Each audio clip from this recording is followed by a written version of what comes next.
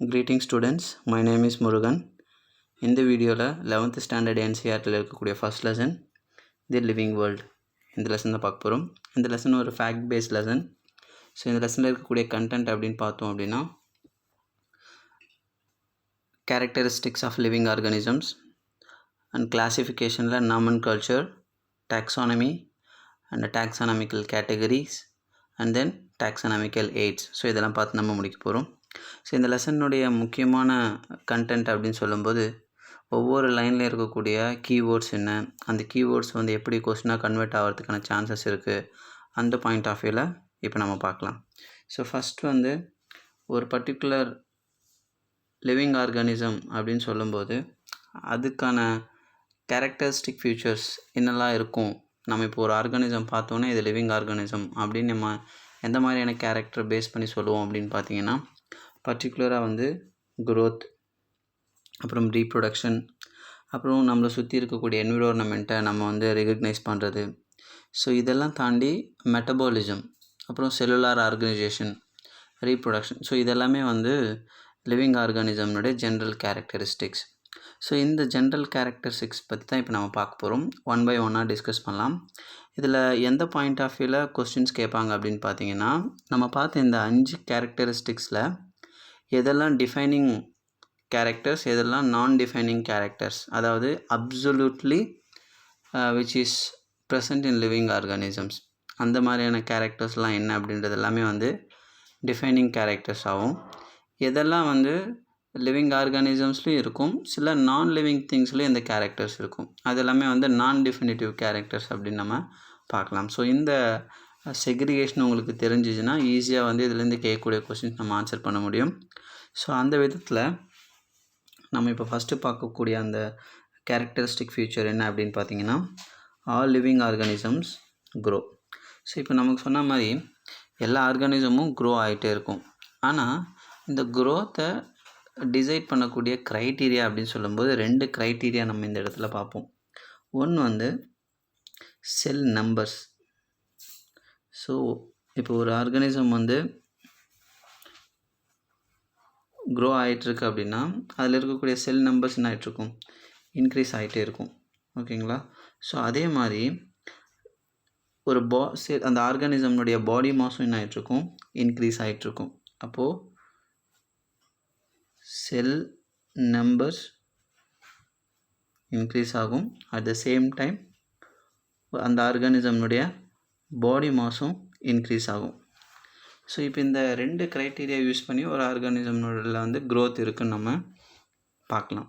ஆனால் இந்த க்ரைட்டீரியா பாருங்கள், பாடி மாஸ் அப்படின்னு சொல்லக்கூடிய இந்த க்ரைட்டீரியா எக்ஸ்க்ளூசிவாக ஆர்கானிசம்ஸ்க்கு மட்டும்தான் இருக்குமா அப்படின்னு பார்த்தீங்கன்னா கிடையாது. சில நான் லிவிங் திங்ஸ் இருக்குது. ஃபார் எக்ஸாம்பிள் ஒரு ராக் எடுத்துப்போம். இந்த ராக் வந்து வேரியஸ் கிளைமேட்டிக் கண்டிஷன்ஸால் இதனுடைய அவுட்டர் சர்ஃபேஸில் வேரியஸ் மெட்டீரியல்ஸ் வந்து அக்யூமுலேட் ஆகிட்டே இருக்கும். இப்படி ஓவர் தி பீரியட் ஆஃப் டைமில் இந்த அக்யூமுலேஷனால் அந்த ராக்னுடைய க்ரோத் வந்து எக்ஸ்டர்னல் க்ரோத் வந்து இன்க்ரீஸ் ஆகிருக்கும். அப்போது இந்த இடத்துல பாடி மாஸ் இன்க்ரீஸ் ஆகக்கூடிய இந்த க்ரைட்டீரியா ராக்ஸ்க்கும் சூட்டபிளாக இருக்குது. அப்போ இந்த இடத்துல நம்ம வந்து இந்த ஒரு கேரக்டரிஸ்டிக் ஃபீச்சர், அதாவது க்ரோத் அப்படின்றது வந்து எக்ஸ்க்ளூசிவாக லிவிங் ஆர்கானிசம்ஸ்க்கு மட்டும்தான் இருக்குது அப்படின்னு சொல்ல முடியுமான்னு பார்த்தீங்கன்னா கிடையாது, இல்லையா? ஸோ அப்போ இந்த இடத்துல நம்ம ஞாபகம் வச்சுக்க வேண்டிய பாயிண்ட், க்ரோத் அப்படின்றது வந்து நான் டெஃபினிட்டிவ் கேரக்டர். ஓகே. ஸோ இப்போ உங்களுக்கு புக்கில் வந்து பார்த்திங்கன்னா இந்த இடத்துல இருக்கக்கூடிய பாயிண்ட்ஸ் நம்ம ஈஸியாக பார்க்கலாம். ஸோ இந்த இடத்துல பாருங்கள், in majority of higher animals and plants growth and reproduction are mutually exclusive events. Okay, and one must remember that increase in body mass is considered as growth. So நம்ம இப்போ பார்த்தோம் அதை non-living objects also grow if we take increase in body mass as a criteria for growth. So இப்போ நம்ம வந்து body mass increase ஆகிறது க்ரோத்துக்கான ஒரு க்ரைட்டீரியான்னு எடுத்துக்கும்போது சில நான் லிவிங் ஆப்ஜெக்ட்ஸ் கூட என்ன ஆகிட்ருக்கும்னா க்ரோ ஆகிட்ருக்கும். For example mountains, boulders, sand mounds, they also grow. So however this kind of growth exhibited by non-living objects is by accumulation of materials on the surface. So அப்போ இந்த இடத்துல என்ன சொல்கிறாங்க அப்படின்னா, growth அப்படின்னு சொல்லும்போது அந்த பாடி மாஸ் வந்து இன்க்ரீஸ் ஆகிறத பேஸ் பண்ணி நம்ம ஒரு அப்சல்யூட் கேரக்டர்னு சொல்ல முடியாது. இப்போ அதே மாதிரி இந்த இடத்துல பார்த்திங்கன்னா உங்களுக்கு இன்னும் அப்போது எப்படி வந்து நம்ம வந்து டிஃப்ரென்ஷியேட் பண்ணுறது அப்படின்னு பார்க்கும்போது, ராக்கில் க்ரோத் வந்து எக்ஸ்டர்னலாக தான் நடக்குது. ஆனால் லிவிங் ஆர்கானிசம்னுடைய செல்ஸில், அதாவது லிவிங் ஆர்கானிசமில் க்ரோத் அப்படின்றது இன்சைடில் நடக்கும். இங்கே பாருங்கள், in living organism growth is from inside. So அப்போ உங்களுக்கு இங்கே ஈஸியாக வந்து தெரிந்தது, growth therefore cannot be taken as defining property of living organism. So இந்த இடத்துல நம்ம ஞாபகம் வச்சுக்க வேண்டிய பாயிண்ட் இதுதான், ரொம்ப ரொம்ப முக்கியமான பாயிண்ட் இது. ஸோ இந்த இடத்துலேருந்து கொஸ்டின்ஸ் கேட்கறதுக்கான சான்சஸ் இருக்குது. அதாவது க்ரோத் வந்து டிஃபைனிங் ப்ராப்பர்ட்டி ஆஃப் லிவிங் ஆர்கானிசமா இல்லையா அப்படின்ற மாதிரி கொஸ்டின்ஸ் கேட்கலாம். Okay right. இப்போ நம்ம செகண்ட் கேரக்டரிஸ்டிக் பார்க்கலாம். செகண்ட் நம்ம பார்க்க போகிறது என்ன அப்படின்னு பார்த்தீங்கன்னா, ரீப்ரொடக்ஷன். இப்போ ரீப்ரொடக்ஷன் அப்படின்றதும் ஒரு இம்பார்ட்டண்ட்டான ஈவெண்ட். இது நம்ம வந்து நான் லிவிங் திங்ஸில் பார்க்கவே முடியாது. ஆனால் இந்த இடத்துல என்ன பார்க்கணும் அப்படின்னா, ரீப்ரொடக்ஷன்ன்றது மறுபடியும் இது வந்து டிஃபைனிங் கேரக்டரா இல்லையா அப்படின்றத நம்ம பார்க்கணும். ஸோ அதுக்கு முன்னாடி இந்த கண்டென்ட்டில், இந்த பேராகிராஃபில் இருக்கக்கூடிய கண்டென்ட்டில் நம்ம என்னெல்லாம் வந்து எக்ஸாம் பாயிண்ட் ஆஃப் வியூவில் பார்க்கணும், எப்படியெல்லாம் வந்து கொஸ்டின் கேட்கறதுக்கு சான்சஸ் இருக்குது அப்படின்னு பார்த்தீங்கன்னா, உங்களுக்கு வந்து டிஃப்ரெண்ட் ஆர்கானிசம்ஸ் அதனுடைய மோட் ஆஃப் ரீப்ரொடக்ஷன் கொடுத்துருப்பாங்க. ஸோ அது ரிலேட்டடாக கூட கொஸ்டின்ஸ் கேட்கலாம். இது ரொம்ப ஃபண்டமெண்டலான ஒரு விஷயம் தான், நமக்கு ஆல்ரெடி தெரிஞ்சிருந்தாலும் இதெல்லாம் இருக்குன்றதை நீங்கள் ஞாபகம் வச்சுக்கணும். ஃபார் எக்ஸாம்பிள் இங்கே பார்த்தீங்கன்னா, fungi multiply and spread easily due to the million of asexual spores. Okay, so இந்த இடத்துல என்ன சொல்லியிருக்காங்க, ஃபங்கையில் ஏசெக்சுவல் ரீப்ரொடக்ஷன் வந்து பை செக்ஷுவல் ஸ்போர்ஸ் மூலமாக, ஏசெக்சுவல் ஸ்போர்ஸ் மூலமாக நடக்கும் அப்படின்னு கொடுத்துருக்காங்க. அப்போ இது ஒரு பாயிண்ட் நம்ம ஞாபகம் வச்சுக்கணும். செகண்ட் வந்து பார்த்திங்கன்னா, in lower organisms like yeast and hydra budding takes place. So இந்த இடத்துல வந்து பட்டிங் அப்படின்னு சொல்லக்கூடிய செக்ஷுவல் ரீப்ரொடக்ஷன் வந்து ஈஸ்ட் அண்ட் ஹைட்ராவில் நடக்குது. Second one. And third one பார்த்திங்கன்னா, flat worms like planaria we observe true regeneration. அப்போ ட்ரூ ஜென்ரேஷன் அப்படின்றது என்ன அப்படின்னு பார்த்தீங்கன்னா, இப்போ ஃப்ளாட் வார்ம் எடுத்துக்கலாம். For example planaria. So planaria இந்த மாதிரி இருக்குது அப்படின்னா, இதில் இதனுடைய டெய்ல் ரீஜன் வந்து ஏதோ ஒரு ரீசனால் கட் ஆகிடுச்சின்னு வச்சுக்கோங்க. இப்போ இந்த கட்டான டெய்ல் மறுபடியும் என்னாகும்னா ஒரு நியூ ஃப்ளாட் வார்மாக டெவலப் ஆகும், அதாவது கம்ப்ளீட் பிளனேரியாவாக மாறிடும். ஸோ இதுக்கு பேர் தான் ட்ரூ ஜென்ரேஷன் அப்படின்னு சொல்லுவாங்க. Okay right. அப்போ இந்த இடத்துல தேர்ட் எக்ஸாம்பிள் வந்து true generation which is observe in planaria. Okay, next வந்து பார்த்தீங்கன்னா ஃப்ராக்மெண்டேஷன். ஸோ இங்கே பார்த்தீங்கன்னா கொடுத்துருப்பாங்க ஃப்ராக்மெண்டேஷன். ஸோ இப்போ இந்த ஃப்ராக்மெண்டேஷன் எந்த மாதிரியான ஆர்கானிசம்ஸ்லாம் நடக்குது அப்படின்னு பார்க்கும்போது, fungi, filamentous algae, protonema of mosses. So மாசஸ்ன்றது பிரையோஃபைட்ஸ் ஆர்கானிசம்ஸ். ஸோ இதில் வந்து they can easily multiply by fragmentation. அப்போ இங்கே வந்து பார்த்தீங்கன்னா 4 type of reproduction methods and their examples கொடுத்துருக்காங்க. ஸோ இது எக்ஸாம் பாயிண்ட் ஆஃப் வியூவில் ஞாபகம் வச்சுக்கணும். ஓகே, அப்போ இந்த இடத்துல நம்ம இன்னும் எக்ஸாம் பாயிண்ட் ஆஃப் வியூவில் பார்க்க வேண்டிய இன்னொரு ரொம்ப முக்கியமான பாயிண்ட் என்ன அப்படின்னு பார்த்தீங்கன்னா, நான் ஆல்ரெடி சொன்ன மாதிரி ரீப்ரொடக்ஷன் டெஃபினிட்டிவாக இல்லை நான் டெஃபினிட்டிவான்னு பார்க்கணும். ஃபார் எக்ஸாம்பிள் இந்த இடத்துல பாருங்கள், there are many organisms which do not reproduce. So for example mules, sterile worker bees, infertile human couples. So இந்த இடத்துல என்ன சொல்ல வராங்க அப்படின்னா, எல்லா ஆர்கானிசமும் ரீப்ரொடக்ஷன் பண்ணுமா அப்படின்னு கேட்டிங்கன்னா இல்லையா. ஸோ அப்போது hence reproduction also cannot be an exclusive defining character of living organisms. அப்போ நம்ம இதுவரையும் பார்த்த growth plus reproduction இது ரெண்டுமே நான் டிஃபைனிங் கேரக்டர் அப்படின்னு நம்ம எடுத்துக்கலாம். புரியுதுங்களா? ரைட். அப்போ இதெல்லாம் ரொம்ப முக்கியம். இந்த இடத்துல கொஸ்டின்ஸ் எப்படி கேட்பாங்கன்னா, which of the following characteristics are not defining characteristics of living organism அப்படின்னு கேட்கும்போது we have to remember growth and production. ஓகேவா? இது ஞாபகம் வச்சுக்கோங்க, இது மறந்துடாதீங்க. கொஸ்டின்ஸ் இதுலேருந்து இப்படி கேட்கலாம். ஸோ அடுத்த கேரக்டர் வந்து பார்த்திங்கன்னா மெட்டபாலிசம். ஓகே, ஸோ மெட்டபாலிசம் அப்படின்றது எக்ஸ்க்ளூசிவ்னு சொல்லலாம். ஏன் அப்படின்னு பார்த்தீங்கன்னா, இப்போ முதல்ல மெட்டபாலிசம் அப்படின்றது என்ன? ஒரு செல், அதில் இருக்கக்கூடிய ஆக்டிவிட்டீஸ். ஸோ இந்த ஆக்டிவிட்டீஸ் வந்து அதனுடைய டெவலப்மெண்ட் க்ரோத்துக்கான ஆக்டிவிட்டீஸ் நடக்கும். ஃபார் எக்ஸாம்பிள் வந்து ரெஸ்பிரேஷன், ஃபோட்டோசிந்தசிஸ், இதெல்லாமே வந்து நம்ம மெட்டபாலிக் ஆக்டிவிட்டீஸ்னு சொல்லலாம். இப்போ ஃபார் எக்ஸாம்பிள் மெட்டபாலிசமில் 2 இருக்குது, அனபாலிசம், கெட்டபாலிசம் அப்படின்றது. அனபாலிசம் அப்படின்றது கன்ஸ்ட்ரக்டிவ் ப்ராசஸ், கெட்டபாலிசம் அப்படின்றது டிஸ்ட்ரக்டிவ் ப்ராசஸ் அப்படின்னு நம்ம படிச்சிருப்போம் ஆல்ரெடி. ஸோ அப்போது இந்த மாதிரியான கேரக்டரிஸ்டிக்ஸ் வந்து லிவிங் ஆப்ஜெக்ட்ஸில் அதாவது நான் லிவிங் ஆப்ஜெக்ட்ஸில் இருக்கா அப்படின்னு பார்த்தீங்கன்னா அஃப்கோர்ஸ் இருக்கவே இருக்காது. ஆனால் லிவிங் ஆர்கானிசம்ஸில் மட்டும்தான் இருக்கும். ஸோ அப்போது மெட்டபாலிசம் அப்படின்றதில் டிஃபைனிங் கேரக்டரிஸ்டிக்ஸ் அப்படின்னு சொல்லலாம். கரெக்டுங்களா? ஸோ அடுத்து வந்து பார்த்திங்கன்னா நெக்ஸ்ட்டு கேரக்டர் வந்து செல்லுலார் ஆர்கனைசேஷன். ஸோ இந்த இடத்துல பார்த்தீங்கன்னா செல்லுலார் ஆர்கனைசேஷன். ஸோ இங்கே கொடுத்துருக்காங்க, is the defining feature of life forms. So எந்த ஒரு நான் லிவிங் திங்ஸ்லேயும் வந்து செல்லுலார் ஆர்கனைசேஷன் லெவலில் இருக்காது அப்படின்னு நமக்கு தெரியும். ஸோ அப்போ ஈஸியாக நம்ம என்ன பண்ணலாம், இந்த பாயிண்ட் வந்து டிஃபைனிங் கேரக்டர். அப்போ எதெல்லாம் டிஃபைனிங் கேரக்டர்னு பார்த்துருக்கோம் இது வரையும்? மெட்டபாலிசமும் செல்லுலார் ஆர்கனைசேஷனும் டிஃபைனிங் ஃபியூச்சர் அப்படின்னு பார்த்துருக்கோம். நான் லிவிங் அப்படின்னு அதாவது நான் டிஃபினிட்டிவ் அப்படின்னு சொல்லும்போது க்ரோத்தும் ரீப்ரொடக்ஷனும் பார்த்துருக்கோம். அண்ட் ஃபைனலாக இன்னொரு கேரக்டர் வந்து பார்த்திங்கன்னா கான்சியஸ்னஸ்.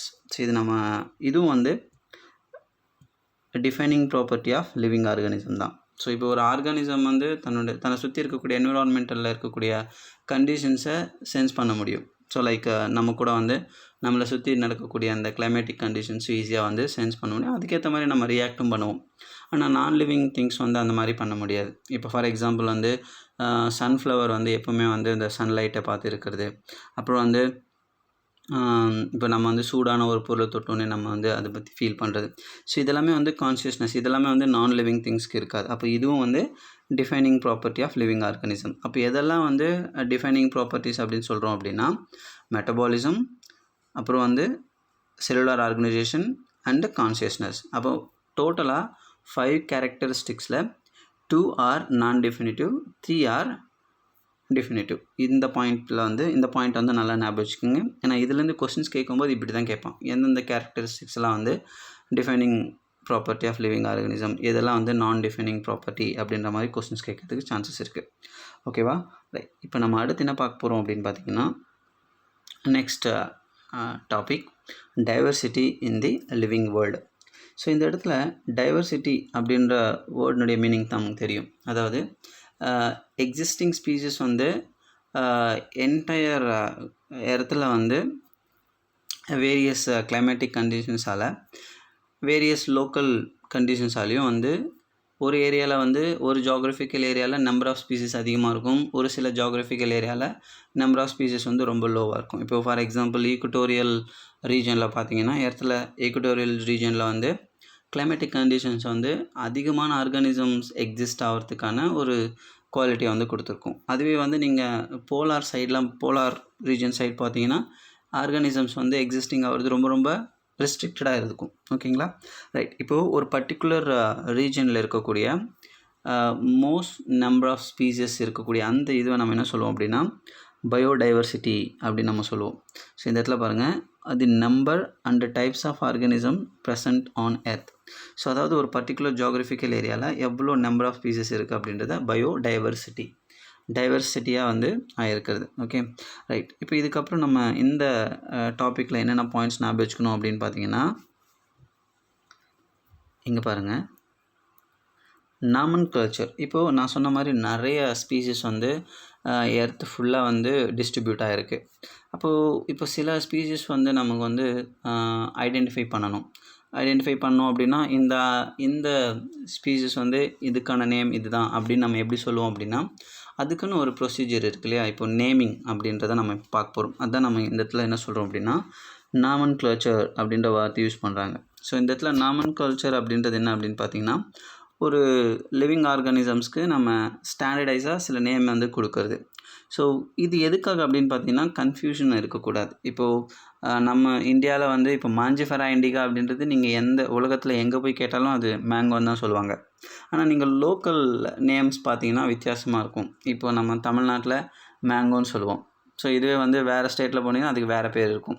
ஸோ அப்போ என்ன ஆகும் அப்படின்னு பார்த்தீங்கன்னா இந்த இடத்துல வந்து ஒரு யூனிஃபார்மிட்டி இல்லை. ஆனால் ஒரு என்டையர் குளோபல் லெவலில் பார்க்கும்போது ஒரு பர்டிகுலர் ஸ்பீஷஸ்னுடைய நேம் வந்து காமனாக இருக்கணும். ஸோ அதுக்காக தான் வந்து நாமன் கல்ச்சர் ரூல்ஸை வந்து ஃபாலோ பண்ணுவாங்க. ஸோ இப்போ இந்த நாமன் கல்ச்சர் எதுக்காக அப்படின்னா இப்போ பர்டிகுலர் ஸ்பீஷஸை வந்து நம்ம இதுதான் இந்த ஸ்பீஷஸ் அப்படின்னு சொல்லிட்டு ஒரு நேம் வைப்போம். ஸோ அந்த ஐடென்டிஃபிகேஷனுக்காக தான் வந்து என்ன சொல்லணும்னா நாமன் கல்ச்சர் இஸ் ரிக்வயர்ட். ஸோ இந்த இடத்துல கொஞ்சம் கான்செப்ட் பாயிண்ட் ஆஃப் வியூவில் யோசிங்க, ஈஸியாக வந்து ஞாபகம் வச்சுக்க முடியும். ஸோ அடுத்து வந்து அப்போ இந்த நாமன் கல்ச்சருக்கு வந்து சில ரூல்ஸ் அண்ட் ரெகுலேஷன்ஸ் இருக்கும் இல்லையா, அந்த ரூல்ஸ் அண்ட் ரெகுலேஷன்ஸை ஃப்ரேம் பண்ணுற இன்ஸ்டியூஷன்ஸ் இருக்கா அப்படின்னு கேட்டிங்கன்னா அஃப்கோர்ஸ் இருக்குது. ஸோ அதில் வந்து நம்ம புக்கில் வந்து 2 இன்ஸ்டியூஷன் கொடுத்துருக்காங்க. ஒன்று வந்து இந்த இடத்துல பார்க்கலாம், அதாவது பிளான்ஸ்க்குன்னு நேம்ஸ் கொடுக்கக்கூடிய இன்ஸ்டியூஷனும் இருக்குது, அனிமல்ஸ்க்கு நேம்ஸ் கொடுக்கக்கூடிய இன்ஸ்டியூஷன்ஸ் இருக்குது. அதாவது அந்த நேமிங்க்கு தேவையான ப்ரொசீஜர் அப்புறம் லாஸ் அப்புறம் வந்து ரூல்ஸ் எல்லாம் கொடுக்கக்கூடிய இன்ஸ்டியூஷன்ஸ். ஃபார் எக்ஸாம்பிள் இங்கே நீங்கள் பார்த்தீங்கன்னா தெரியும், for plans scientific names are based on agreed principles and criteria which are provided in international code for botanical nomenclature, ஷார்ட்டாக ICBN அப்படின்னு சொல்லுவாங்க. ஸோ ICBN அப்படின்னு பொட்டானிக்கல் நாமன்கல்ச்சர் அந்த வேர்டு இருக்கும்போது நமக்கு தெரிஞ்சிடும். ஸோ இந்த இன்ஸ்டியூஷன் வந்து பார்த்திங்கன்னா பிளான்ஸ்க்கு வந்து சயின்டிஃபிக் நேம்ஸ்க்கு கொடுக்கறதுக்கான அந்த ரூல்ஸ் அண்ட் ரெகுலேஷன்ஸை ஃப்ரேம் பண்ணுவாங்க. அதே மாதிரி அனிமல்ஸ்க்கு பார்த்தீங்கன்னா ஸோ இந்த இடத்துல international code of zoological nomenclature. So ICZNO ICBN அப்படின்றது இந்த இடத்துல ஞாபகம் வச்சுக்கோங்க. எந்த இன்ஸ்டியூஷன் எந்த மாதிரியான ஆர்கானிசம்ஸ்க்கு நேமிங் கொடுக்கறதுக்கான ரூல்ஸ் அண்ட் ரெகுலேஷன்ஸை ஃப்ரேம் பண்ணுறாங்கன்னு கொடுத்துருப்பாங்க. Okay right. நெக்ஸ்ட் வந்து இந்த இடத்துல நம்ம இன்னும் ஞாபகம் வச்சுக்க வேண்டிய இன்னொரு முக்கியமான பாயிண்ட் என்ன அப்படின்னு பார்த்தீங்கன்னா, இந்த நேமிங் கொடுக்கறதுக்குன்னு சில ஹிஸ்ட்ரி இருக்குது. எப்படி வந்து இந்த நேமிங் வந்து எவால்வ் ஆச்சு, அதாவது நாமன் கல்ச்சர் அப்படின்றது எப்படி எவால்வ் ஆச்சு அப்படின்ற ஒரு ஹிஸ்ட்ரி கொடுத்துருப்பாங்க. ஸோ அதை நம்ம இந்த இடத்துல பார்க்கலாம்.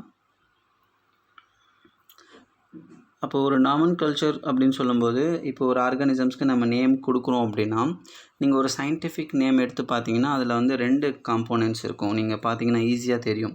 இப்போ ஃபார் எக்ஸாம்பிள் மாஞ்சிஃபெரா இண்டிகா அப்படின்றது வந்து மேங்கோனுடைய சயின்டிஃபிக் நேம். ஓகேங்களா. இப்போ சொலானம் நைக்ரம், சொலானம் டியூபரோசம், இந்த மாதிரி நிறைய சயின்டிஃபிக் நேம்ஸ் எல்லாமே வந்து 2 காம்போனன்ட்ஸ் இருக்கும். அதை இந்த இடத்துல கொடுத்துருப்பாங்க. Biologist follow universally accepted principles to provide scientific names to known organisms. So இந்த இடத்துல பார்த்தீங்கன்னா each name has 2 components. So one is a generic name, another one is specific epithet. Okay, so இந்த இடத்துல the system of providing a name with the 2 components is called binomial nomenclature. So இந்த இடத்துல binomial அப்படின்றது உங்களுக்கு தெரிஞ்சிருக்கும். So 2 components இருக்கும். Scientific நேம்ஸில் 2 components இருக்கும். ஒன்று வந்து ஜெனரிக் நேம், இன்னொன்று வந்து ஸ்பெசிஃபிக் எபித்தட் அப்படின்னு சொல்லுவாங்க. ஓகே, அதாவது ஸ்பீசிஸ் நேம் அப்படின்னு சொல்லலாம். ஓகே, அப்போ இந்த இடத்துல இந்த பைனாமியல் நாமன்கல்ச்சரை யார் முதல்ல இன்ட்ரடியூஸ் பண்ணது அப்படின்னா காஸ்பர்ட் பாஹின் அப்படின்னு சொல்லியிருப்பாங்க. பட் இந்த இடத்துல அது வந்து முதல்ல வந்து யூட்டிலைஸ் பண்ணது அப்படின்னு சொல்லும்போது யார் அப்படின்னு பார்த்தீங்கன்னா கரோலஸ் லினேயஸ். ஸோ இந்த இடத்துல அவங்களுக்கு டீட்டெயிலாக கொடுத்துருப்பாங்க. The naming system given by Carolus Linnaeus is being practised by biologist all over the world. அப்போ இந்த இடத்துல நம்ம 2 ஞாபகம் வச்சுக்கணும். கரோலஸ் லினேயஸ் வந்து இந்த சிஸ்டம் வந்து அதாவது யூட்டிலைஸ் பண்ணது அப்படின்னு சொல்லிட்டு ஸ்பீசிஸ் பிளான்ட்ரம் அப்படின்ற புக்கில் வந்து அவர் இதை பற்றி எக்ஸ்பிளைன் பண்ணியிருப்பார். த naming system using a 2-word format was found convenient. Okay, so இதில் ஃபார் எக்ஸாம்பிள் இப்போ நம்ம பார்ப்போம். ஃபார் எக்ஸாம்பிள் நான் சொன்ன மாதிரி மேங்கோக்கான பைனாமியல் நேம் அப்படின்னு சொல்லும்போது இந்த இடத்துல பார்த்தீங்கன்னா ஈஸியாக கொடுத்துருப்பாங்க. The scientific name of mango is written as Mangifera indica. So இப்போது ஒரு பைனாமியல் நாமன்கல்ச்சரை நான் சொன்ன மாதிரி கொடுக்கும்போது அது பிளான்ஸாக இருந்தாலும் சரி அனிமல்ஸாக இருந்தாலும் சரி ஒரு சில ரூல்ஸ் வந்து ஃப்ரேம் பண்ணியிருப்பாங்க அப்படின்னு நம்ம பார்த்தோம். ஸோ அந்த மாதிரி சில யூனிவர்சல் ரூல்ஸ் ஆஃப் நாமன் கல்ச்சர்ஸ் நம்ம பார்க்கலாம். ஸோ அதில் நம்ம ஃபஸ்ட்டு பார்க்கக்கூடியது என்ன அப்படின்னு பார்த்தீங்கன்னா, biological names R generally in Latin and written in italics. இது ரொம்ப முக்கியங்க, இது ரொம்ப ஞாபகம் வச்சுக்க வேண்டிய ஒரு point.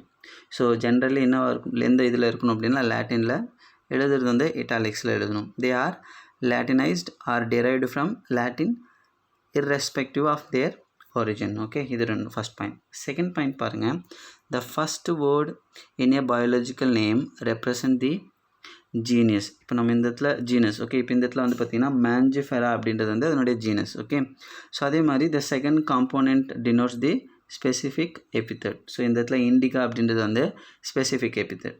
Both the words in a biological name when hand written, இப்போ நம்ம வந்து இதே மேஞ்சிஃபெரா இண்டிகா அப்படின்னு நம்ம எழுதுகிறோம் அப்படின்னா, இப்படி எழுதுகிறோம் அப்படின்னா தனித்தனியாக அண்டர்லைன் பண்ணணும். மேஞ்சிஃபெரா தனியாக அண்டர்லைன் பண்ணணும், இண்டிகா அப்படின்றது நம்ம தனியாக வந்து அண்டர்லைன் பண்ணணும். இது வந்து எப்போது ஹேண்ட் ரிட்டனில் பண்ணும்போது. அடுத்து third point, both the words in biological name. Okay, when hand return இப்போ நம்ம பார்த்தோம். ஃபோர்த் வந்து த first word denoting the genus started with capital letter. எப்போவுமே நம்ம இந்த இடத்துல எழுதும்போது கேபிட்டல், இப்போ மேஞ்சிஃபெரா அப்படின்றதுல இப்படி கேபிட்டல் லெட்டர் தான் நம்ம ஃபஸ்ட் லெட்டர் யூஸ் பண்ணுவோம். செகண்ட் அதாவது ஸ்பீசிஸ் எபித்தட் எழுதும்போது அதனுடைய ஃபஸ்ட் லெட்டர் வந்து ஸ்மால் லெட்டராக இருக்கணும். ஓகேங்களா, ஸோ இது வந்து இங்கே பார்க்கலாம், மேஞ்சிஃபெரா இண்டிகா அப்படின்றத நம்ம பார்த்துருக்கோம், இந்த இடத்துல கொடுத்துருக்காங்க. ஓகேவா, ரைட். ஸோ இப்போது எந்த ஒரு நேமிங்கும் கொடுக்கும்போதும் ஃபாலோ பண்ணக்கூடிய ரூல்ஸ் வந்து இந்த இடத்துல 4 கொடுத்துருக்காங்க. ஸோ இந்த 4மே வந்து ஆர்டரை ஞாபகம் வச்சுக்கோங்க, ஏன்னா இதுலேருந்து கொஸ்டின்ஸ் கேட்கறதுக்கு சான்சஸ் இருக்குது. அதாவது எந்தெந்த ரூல்ஸ் எல்லாம் இருக்குது அப்படின்ற மாதிரி கொஸ்டின்ஸ் கேட்கலாம். ஸோ ஃபஸ்ட்டு வந்து அந்த நேம்ஸ் வந்து லாட்டினில் அந்த இட்டாலிக்ஸில் எழுதி இருக்கணும். செகண்ட் பாயிண்ட் வந்து அதனுடைய ஃபஸ்ட்டு வேர்டு வந்து ஜீனஸை வந்து ரெப்ரசன்ட் பண்ணணும். செகண்ட் காம்போனன்ட் வந்து ஸ்பீசிஸ் நேமை வந்து டினோட் பண்ணணும். தேர்ட் வந்து ஹேண்ட் ரிட்டனாக எழுதும்போது செப்பரேட்டாக வந்து அண்டர்லைன் பண்ணணும். அதை பிரிண்ட் பண்ணும்போது இட்டாலிக்ஸில் பண்ணணும். இது ஞாபகம் வச்சுக்கோங்க. ஸோ அடுத்து வந்து ஃபஸ்ட் லெட்டர் வந்து, அதாவது ஜீனஸ் நேமை எழுதும்போது ஃபஸ்ட்டு லெட்டர் வந்து கேபிட்டல் லெட்டர்லேயும், ஸ்பீசிஸ் நேம் எழுதும்போது ஃபஸ்ட் லெட்டர் வந்து ஸ்மால் லெட்டரில் எழுதணும்னு கொடுத்துருக்காங்க. ஸோ இந்த 4 பாயிண்ட்ஸுமே வந்து ஸ்டேட்மெண்ட் பேஸ்டு கொஸ்டின்ஸில் வரலாம். ஸோ இதில் இல்லாத ஒரு ரூலை கொடுத்து which is not a rule of nomenclature அப்படின்ற மாதிரி கொஸ்டின்ஸ் கேட்கலாம். ஸோ இதை நல்லா ஞாபகம் வச்சுக்கோங்க. ஸோ அடுத்து நம்ம பார்க்கக்கூடிய கண்டென்ட் என்ன அப்படின்னு பார்த்தீங்கன்னா, ஸோ இந்த இடத்துல கொடுத்துருப்பாங்க. இது வந்து இன்னும் ரொம்ப முக்கியமான விஷயம். இந்த இடத்துல ஆத்தர் சிட்டேஷன் அப்படின்னு சொல்லுவாங்க. ஆத்தர் சிட்டேஷன் அப்படின்றது என்னென்னா, இப்போ ஒரு ஆர்கானிசம் வந்து முதல்ல வந்து ஒருத்தர் ஐடென்டிஃபை பண்ணி அதுக்கு வந்து நாமன் கல்ச்சர் கொடுக்கும்போது அது ஃபஸ்ட்டு முதல்ல அந்த ஒரு சயின்டிஸ்டால் மட்டும்தான் அது கண்டுபிடிக்கப்பட்டிருக்கு அப்படின்னா அவருடைய நேமை வந்து அந்த ஸ்பீஷஸ்க்கு பின்னாடி வந்து மென்ஷன் பண்ணுவாங்க. ஸோ இதுக்கு பேர் தான் ஆத்தர் சிட்டேஷன் அப்படின்னு சொல்லுவாங்க. ஃபார் எக்ஸாம்பிள் இங்கே பாருங்கள், மேஞ்சிஃபெரா இண்டிகா லின். ஸோ இந்த இடத்துல லின் அப்படின்றது என்ன கொடுத்துருக்காங்க அப்படின்னா which is described by Linnaeus. So இந்த இடத்துல லினேஸ் கொடுத்ததால் அவருடைய நேம் வந்து இந்த மாதிரி எழுதியிருப்பாங்க. ஸோ இதுக்கு பேர் வந்து ஆத்தர் சிட்டேஷன் அப்படின்னு சொல்லியிருப்பாங்க. ஸோ ஆத்தர் சிட்டேஷன் இது கொடுக்கல, பட் ஞாபகம் வச்சுக்கோங்க. ஓகே, ஸோ நெக்ஸ்ட் நம்ம இப்போ பார்க்கலாம். ஸோ இப்போ அடுத்து நம்ம பார்க்கக்கூடிய கண்டென்ட் என்ன அப்படின்னு பார்த்தீங்கன்னா, கிளாசிஃபிகேஷனை பற்றி கொடுத்துருப்பாங்க. ஸோ இப்போ நம்ம கிளாசிஃபிகேஷன்றது வந்து இப்போ நம்ம பார்த்த அந்த நேமிங் அப்படின்றதே கிளாசிஃபிகேஷனுக்கு தேவையான ஒரு இம்பார்ட்டண்ட்டான கீ டூல் தான். இப்போ எப்படின்னா, நிறைய ஆர்கானிசம்ஸ் இருக்கும். ஸோ அந்த ஆர்கானிசம்ஸ் எல்லாமே வந்து ஒரு சில ஆர்கானிசம்ஸ்குள்ளே வந்து சிமிலாரிட்டிஸ் இருக்கும் கேரக்டர் வைஸ், அதனுடைய மார்ஃபாலஜிக்கல் கேரக்டர் வைஸ். சில ஆர்கானிசம்ஸில் டிஃப்ரென்ஷியேஷன் இருக்கும். ஸோ அதெல்லாமே வந்து ப்ராப்பராக வந்து கிளாஸிஃபை பண்ணுறதுன்றது ஒரு ஃபண்டமெண்டலான ப்ராசஸ். ஓகேங்களா, ரைட். ஸோ இப்போ இந்த இடத்துல இந்த கண்டென்ட்டில் வேறு என்னென்ன பாயிண்ட்ஸ் ஞாபகம் வச்சுக்கணும், எப்படி வந்து கொஸ்டின்ஸ் கேட்பாங்க அப்படின்னு பார்த்தீங்கன்னா, இப்போ இந்த இடத்துல வந்து ரொம்ப முக்கியமான விஷயம் டாக்ஸான் அல்லது டாக்ஸா அப்படின்னா என்ன அப்படின்னு நம்ம பார்க்க போகிறோம். ஸோ இப்போ ஃப்ளவர்ஸ் அப்படின்னு எடுத்துக்கிறோன்னு வச்சுக்கோங்களேன். இப்போ ஃப்ளவர்ஸ் அப்படின்னு எடுத்துக்கிட்டோன்னா நிறைய டைப் ஆஃப் ஃப்ளவர்ஸ் இருக்கும். இப்போ வந்து ஃபார் எக்ஸாம்பிள் வந்து ரோஸ், இல்லைனா வந்து பார்த்திங்கன்னா ஜாஸ்மின், இது எல்லா ஃப்ளவருமே வந்து ஒரு ஃப்ளவருமே வந்து ஒரு டாக்ஸான் கீழே வந்துடும். ஸோ ஃபார் எக்ஸாம்பிள் இது நம்ம இன்னும் பெட்டராக அண்டர்ஸ்டாண்ட் பண்ணோம். இந்த இடத்துல பாருங்கள், இங்கே பாருங்கள், in plants, if we try to talk of wheat, the picture in each of our minds will be a wheat plant. So நமக்கு ஆட்டோமேட்டிக்காக அந்த இது ஏன்னா இந்த இடத்துல நேம் வந்து ஒரு ஐடென்டிஃபிகேஷனுக்காக நம்ம யூஸ் பண்ணுறதால அதே மாதிரி all these dogs, cats, mammals, wheat, rice, plants, animals, இப்படி ஒவ்வொரு இதுவும் நமக்கு நேம் வந்து சொல்லிக்கிட்டே இருக்கும். இது எதுக்காக அப்படின்னு பார்த்தீங்கன்னா நம்ம டிஃப்ரென்ஷியேட் பண்ணுறதுக்காக. ஸோ இந்த இடத்துல நம்ம ஞாபகம் வச்சுக்க வேண்டிய the scientific term for these categories is taxa. இப்போ நான் சொன்னேன் இல்லையா, ஒவ்வொரு ஆர்கானிசமும் வந்து அதுக்கு அந்த ஸ்பீசிஸ்க்குன்னு தனியாக ஒரு நேம் இருக்கும். ஸோ அது எல்லாமே நம்ம அந்த அதுக்கு யூஸ் பண்ணக்கூடிய ஒரு சயின்டிஃபிக் டேர்ம் தான் என்ன அப்படின்னு பார்த்தீங்கன்னா டேக்ஸா. ஸோ ஃப்ளூரலில் கொடுத்துருக்காங்க, சிங்குலர்னா டாக்ஸன் அப்படின்னு சொல்லுவோம். ஓகே, ஸோ இந்த இடத்துல நம்ம ஞாபகம் வச்சுக்க வேண்டிய பாயிண்ட் இது. ஸோ இதில் அப்போ டாக்ஸானமினா என்ன அப்படின்னு பார்த்தீங்கன்னா based on the characteristics all living organism can be classified into different taxa. இப்போ நான் சொன்ன மாதிரி இப்போது நீங்கள் கேட் ஃபேமிலின்னு எடுத்துக்கிட்டிங்க அப்படின்னா லைனாக இருக்கட்டும், இல்லை சீத்தா இருக்கட்டும், இல்லைனா வந்து கேட், எல்லாமே வந்து கேட் ஃபேமிலி தான். பட் எல்லாமே வந்து ஒவ்வொரு டாக்ஸான் அப்படின்னு சொல்லுவோம். ஒன்றும் ஒரு டாக்ஸான் அப்படின்றத நம்ம இந்த இடத்துல ஞாபகம் வச்சுக்கணும். ஓகேவா, ரைட். ஸோ இந்த இடத்துல நம்ம ஞாபகம் வச்சுக்க வேண்டிய பாயிண்ட் இது. ஸோ எக்ஸ்டர்னல் அண்டு இது பாருங்கள், external and internal structures along with the structure of cell. இங்கே ஞாபகம் வச்சுக்கோங்க, இதுதான் நம்ம இந்த இடத்துல ரொம்ப நோட் பண்ண வேண்டிய ஒரு பாயிண்ட். ஸோ இந்த இடத்துல external and internal structure along with the structure of cell. First என்ன எக்ஸ்டர்னல் இன்டர்னல் ஸ்ட்ரக்சர், செகண்ட் வந்து structure of cell, and third வந்து பார்த்திங்கன்னா டெவலப்மெண்ட் ப்ராசஸ். இந்த development process third, and fourth one வந்து ecological information of organisms are essential and form the basis of modern taxonomic studies. இப்போ எதுக்காக இதை list out பண்ண அப்படின்னு பார்த்தீங்கன்னா இந்த இடத்துல கொடுத்துருக்காங்க, இந்த இம்பார்ட்டண்ட் வேர்டு தான் basis of modern taxonomic studies. அப்போ எதெல்லாம் வந்து basis of modern taxonomic studies அப்படின்னு ஒரு ஸ்டேட்மெண்ட்டில் ஒரு ஸ்டேட்மெண்ட் பேஸ்ட் கொஸ்டின்ஸ் கேட்குறாங்க அப்படின்னா நமக்கு இந்த பாயிண்ட்ஸ் எல்லாமே தெரியணும். அதாவது என்னென்ன சொல்லியிருக்காங்கன்னா external and internal structure along with the structure of cell and development process and ecological information of organisms. So இதெல்லாமே வந்து they form the basis of modern taxonomic studies. அப்போ எதெல்லாம் வந்து மாடர்ன் டாக்ஸானமிக் ஸ்டடீஸ் வந்து பேசிஸாக இருக்குது அப்படின்ற மாதிரி கொஸ்டின்ஸ் கேட்கலாம். ஸோ அதனால் இந்த பாயிண்ட்ஸ் ஞாபகம் வச்சுக்கோங்க. அடுத்து வந்து ரொம்ப முக்கியமான பாயிண்ட் இந்த இடத்துல ஹென்ஸ் கேரக்டரைசேஷன். இங்கே பாருங்கள், characterisation, identification and classification and nomenclature are the process that are basic to taxonomy. So இந்த இடத்துல பாருங்கள் எதெல்லாம் வந்து எந்தெந்த ப்ராசஸ் எல்லாம் டாக்ஸானமிக்கு பேசிக்காக இருக்குது அப்படின்னு பார்த்தோம் அப்படின்னா முதல்ல கேரக்டரைசேஷன் ஃபஸ்ட் பாயிண்ட், செகண்ட் வந்து ஐடென்டிஃபிகேஷன், தேர்ட் வந்து கிளாசிஃபிகேஷன் அண்ட் ஃபோர்த் ஒன் வந்து நாமன்க்ளேச்சர். இப்போ ஒன்றுமே உங்களுக்கு தெரிஞ்சிருக்கும்னு நினைக்கிறேன், characterisation, identification, classification and nomenclature. அப்போ இந்த இடத்துல ரெண்டு பாயிண்ட் நம்ம ஞாபகம் வச்சுக்கணும். ஒன்று வந்து which are all the basis for modern taxonomic ஸ்டடீஸ்ன்றதும், அப்புறம் வந்து இந்த இடத்துல பாருங்கள் பேசிக் டு டாக்ஸானமிக் என்னென்ன அப்படின்றதும் ஞாபகம் வச்சுக்கணும். ஸோ இதில் ஒரு கிளாரிட்டி இருக்கணும், கன்ஃபியூஸ் பண்ணிக்காதீங்க.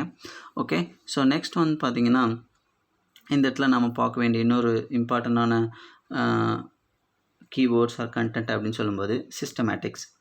ஸோ இந்த இடத்துல கொடுத்துருப்பாங்க பாருங்கள் சிஸ்டமேட்டிக்ஸ். அதாவது டாக்ஸானமி அப்படின்றது இப்போ புதுசு இல்லை.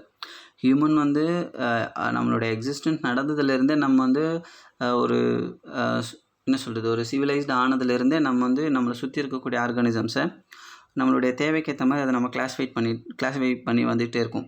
ஸோ அந்த விதத்தில் இந்த இடத்துல நம்ம பார்க்கும்போது சிஸ்டமேட்டிக்ஸ் அப்படின்றது என்ன அப்படின்னு பார்த்தீங்கன்னா இங்கே கவனிங்க, human beings were since long not only interested in knowing more about different kind of organisms and their diversities but also the relationship among them. So இது நமக்கு தெரியும், ஒவ்வொரு ஆர்கானிசம்ஸ்க்கும் ரிலேஷன்ஷிப் என்ன. இப்போ எதெல்லாம் வந்து ஈஸியாக பார்த்தோன்னா இப்போ க்ராப்லேயே வந்து எதெல்லாம் வந்து கமர்ஷியல் க்ராப்பு, எதெல்லாம் வந்து ஃபுட் க்ராப்ஸ் அப்படின்றது நம்ம ஈஸியாக வந்து கிளாஸிஃபை பண்ணுற விஷயம். ஸோ இது வந்து இப்போ இயர்லியர் டேஸ்லலாம் வந்து பார்த்திங்கன்னா சில க்ராப்ஸ் வந்து நம்ம வந்து சாப்பிடக்கூடாது, அதில் வந்து பாய்சன்ஸ் இருக்கும், டாக்ஸினிக் கண்டென்ட் இருக்குது அப்படின்றதெல்லாம் வந்து கேட்டகரைஸ் பண்ணியிருப்பாங்களே, அது வந்து இந்த இடத்துல நம்ம ஞாபகம் வச்சுக்கணும். ஓகே, ஸோ இந்த மாதிரி அதில் இருக்கக்கூடிய ரிலேஷன்ஷிப்பை பற்றி படிக்கிறது. அப்புறம் வந்து ஆர்கானிசம் வந்து பேஸ்ட் ஆன் தேர் கேரக்டர்ஸை பேஸ் பண்ணி டிவைட் பண்ணுறது. இதெல்லாமே வந்து நம்ம என்ன சொல்கிறோன்னா this branch of study was referred to as systematics. அது சிம்பிளாக சொல்லணும்னா systematic is derived from the Latin word systema which means systematic arrangement of organisms. So நான் இந்த இடத்துல சிஸ்டமேட்டிக்காக அந்த ஆர்கானிசம்னுடைய கேரக்டர் பேஸ் பண்ணி ப்ராப்பராக வந்து சிஸ்டமேட்டிக் அரேஞ்ச்மெண்ட் பண்ணுறது தான் சிஸ்டமேட்டிக்ஸ் அப்படின்னு கொடுத்துருப்பாங்க.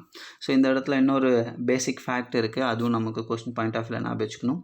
ஸோ இந்த இடத்துல பார்த்தீங்கன்னா தெரியும், லின்னேயஸ் யூஸ்ட் சிஸ்டமா நேச்சுரே, இந்த இடத்துல ஞாபகம் வச்சுங்க, Systema Naturae as the title of his publication. ஸோ இதுவும் கொஸ்டினாக கேட்கலாம். ஸோ சிஸ்டமா நேச்சுரே அப்படின்ற பப்ளிகேஷன் யார் கொடுத்தது அப்படின்னா Linnaeus. Okay, so the scope of systematics, இங்கே அடுத்து ஒரு கீ வேர்டு இருக்குது. ஸோ இங்கேயும் கொஸ்டின்ஸ் எக்ஸ்பெக்ட் பண்ணலாம். ஸோ உங்களுக்கு பார்த்தா தெரியும், the scope of systematics was later enlarged to include identification, nomenclature and classification.